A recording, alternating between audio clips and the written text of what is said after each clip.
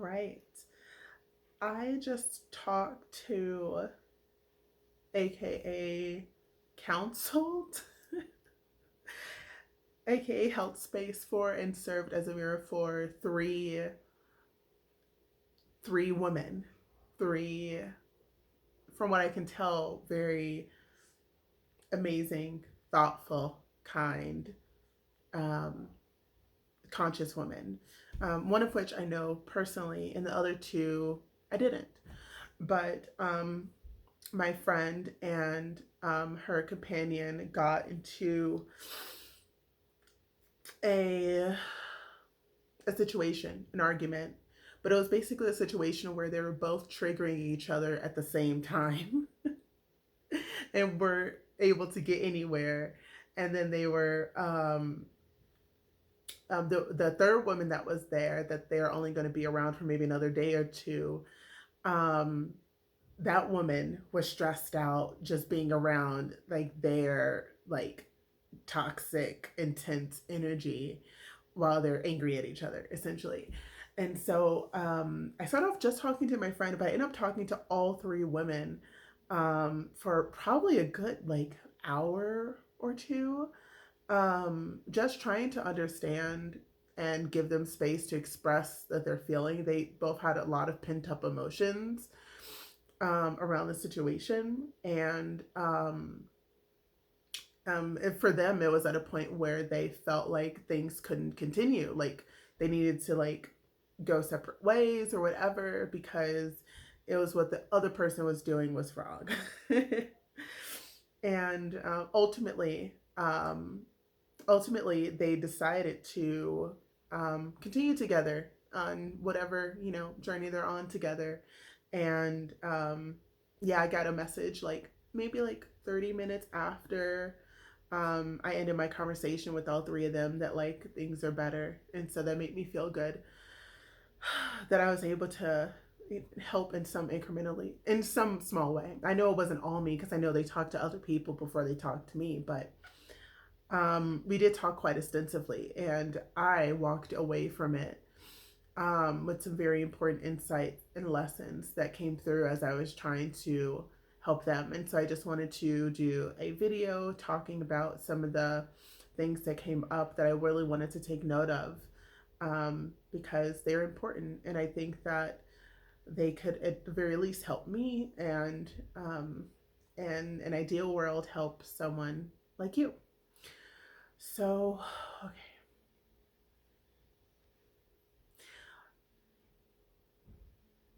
One of the things that came up was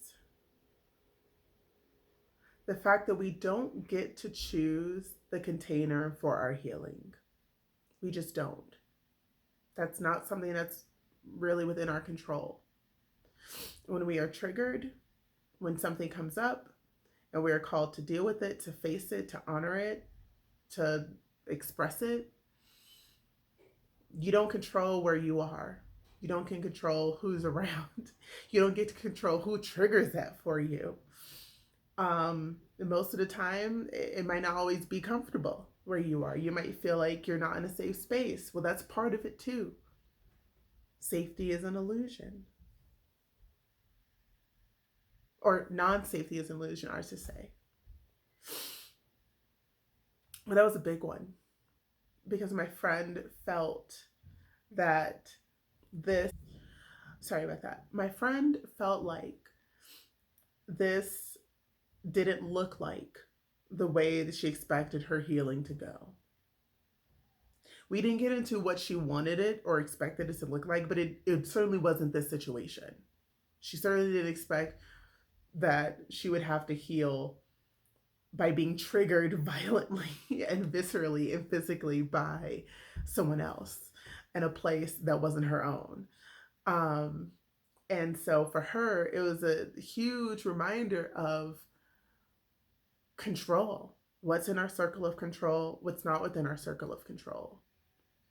Yes, we want to heal, but we don't always get to choose what that looks like. And that's also a part of it. It's a reminder of the force of the universe, the will and energy of God. It's a reminder of the chaos factor. I've said it to quite a few people, and I remind myself constantly that if everything turned out the way that we expected it to, like things would be pretty boring. It's always that little thing that's off from what we expected it to be that makes something magical, that makes something beautiful in a way that's hard to describe. And that's because it wasn't what you imagine it be.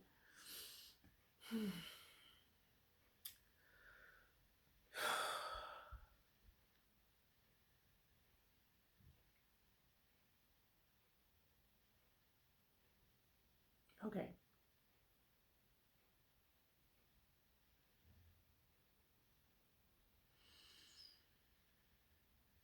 So, what I tend to find, and from my experience, is that most of the times that I've been triggered, it's been when the person I'm interacting with or the person that caused the trigger isn't also triggered. But in this situation, both people were triggered at the same time by things the other person was doing that brought up shit from their past. And I've been in that situation. I was in that situation with my ex, and it sucks because it feels like the other person's doing shit on purpose, but they're not. Whoa.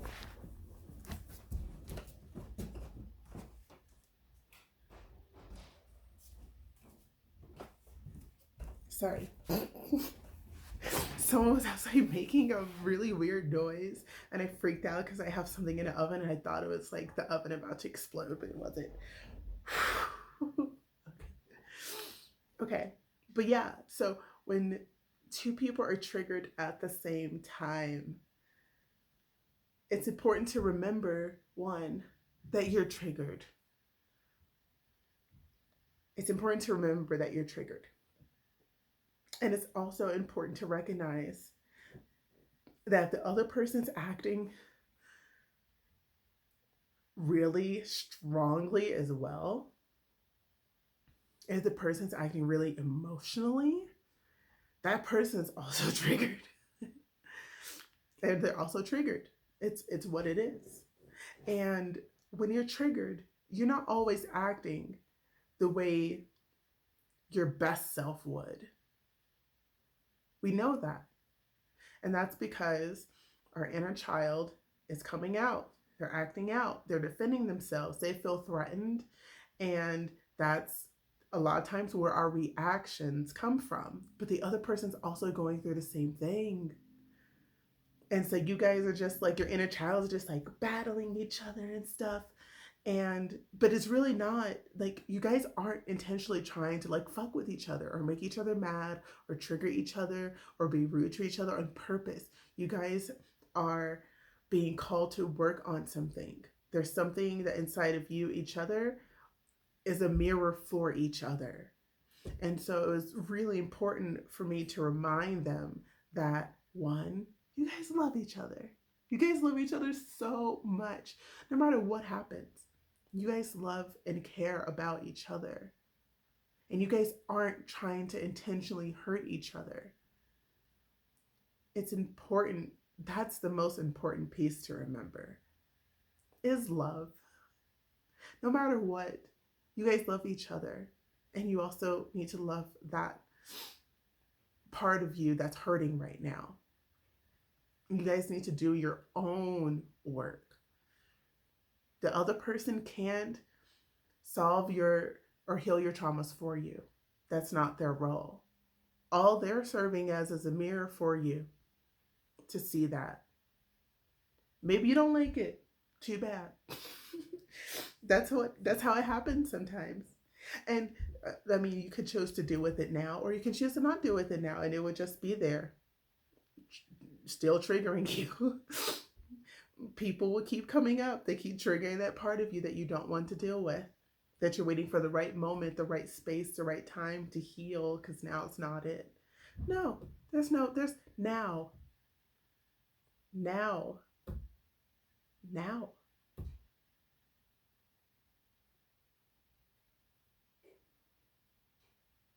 There is no better time. There is no such thing as time. It's right now. This is time, right here, right now. Do it. Hmm.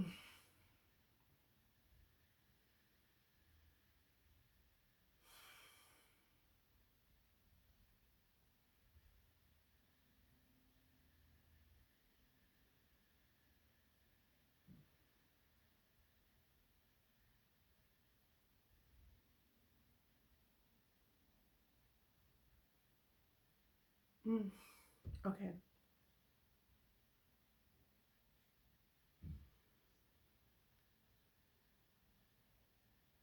You're not given anything that you cannot handle. There's absolutely nothing that you will experience, that you will feel, that you will go through that will test you, that is set up to make you fail. Absolutely nothing.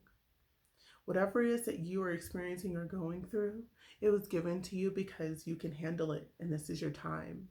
That's not to say that a lesson might not be painful or it might not hurt. It certainly doesn't have to. Some lessons come with immense beauty and pleasure and satisfaction and joy. But sometimes some healing comes with pain and trauma. A lot of times that pain and trauma is stored in the body and you might feel it viscerally in your nerve endings and it might feel like you're dying or like you're getting sick or something's wrong or you're about to have a heart attack. That's because it's stored in your body. But remember, it's not new, it's old, it's been there. You've already been through this. You're already supposed to have felt what you're feeling now. But instead of feeling it, it was stored in the body as a way to protect yourself at the time. But now it's being called back to the surface for you to deal with. So remember, these are old feelings, these are old pains, but it's not too much for you. You can handle so much more than you think you have, and you probably already have. But you can do this. You can.